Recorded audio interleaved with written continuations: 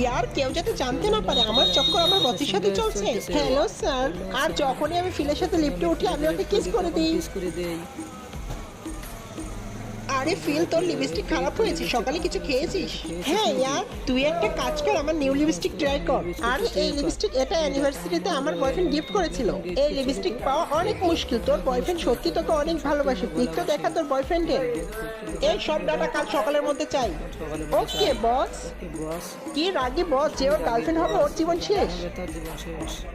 Sorry, আমি মাত্র বেশি রাগ করেছি এই জন্য। আরে না, তোমাকে তো অফিসে বসের মতনই থাকতে হবে। চলো ঠিক আছে, আজ বিকালে তোমার ফেভারিট সবজি বানিয়ে দিব। হ্যাঁ এখন ঠিক আছে।